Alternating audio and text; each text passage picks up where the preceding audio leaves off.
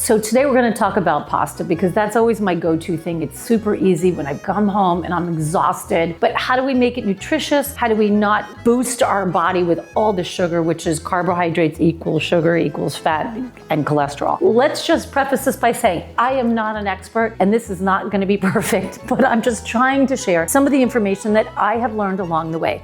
If you take a regular pasta, it will give you 43 grams of carbohydrates. That's like 16% of what you're supposed to have in a given day.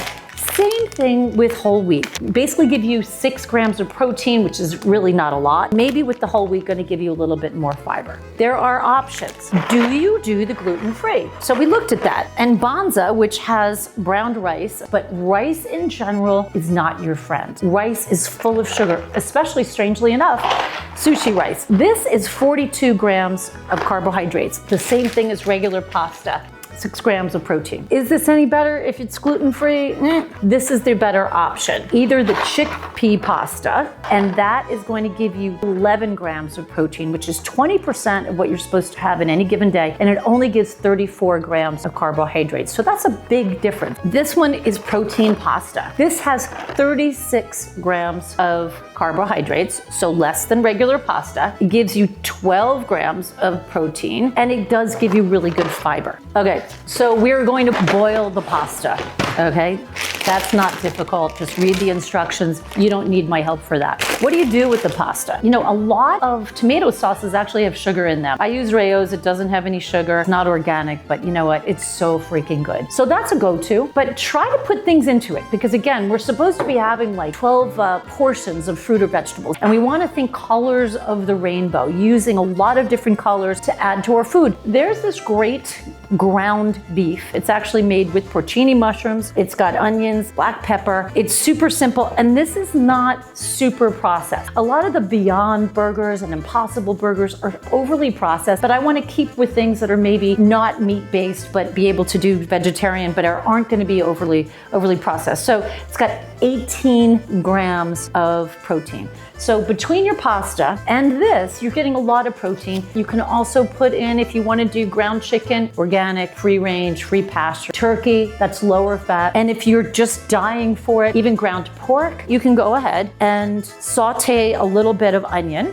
Onions are actually a good fiber. If you take some red pepper, green pepper, you can throw that in there. Make sure to always put in garlic. If you're going to do a pasta, you can make a pesto. Now, usually pesto is basil, Parmesan cheese, some olive oil, and then pinoli nuts, which are pine nuts. I just didn't really have anything at home. I'm like, okay, what can I make it out of? So I actually will make a pesto out of like 4 different things.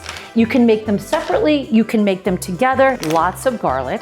Garlic is an anti-inflammatory. It's really good for you if you're trying to not get a cold. What am I using? Organic olive oil. Olive oil is a very good oil. This is collard greens.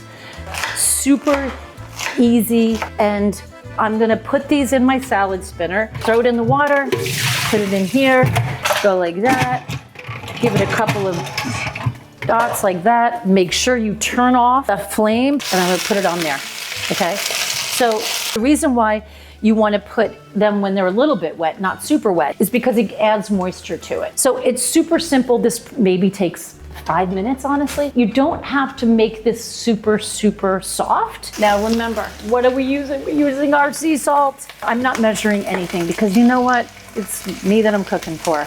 And that's just salt and pepper. But you can make pesto out of anything green. You can saute a little bit of arugula. You can use broccoli. So this can go in here. Now, I'm just gonna put this in here. You can put it after the fact as well. Usually just put a little bit more pepper, okay? And a tad, maybe 1 tablespoon. Use the pasta water because it's got a little starch in it. It's got a little bit more thickness.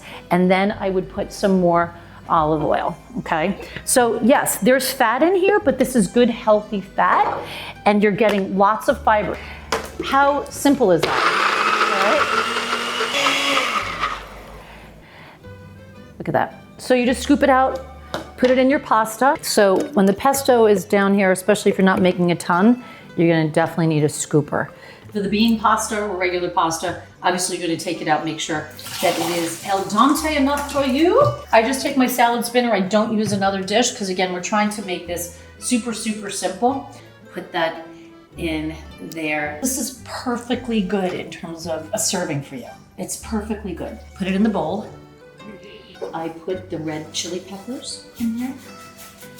I put a little bit more cheese and Parmesan cheese. The hard cheeses are actually a little bit lower in fat. This is my pesto anything. It's so good. You know what? A little lemon. That's why I always have lemons. I put lemon almost on everything. And that's it. Okay, bye-bye.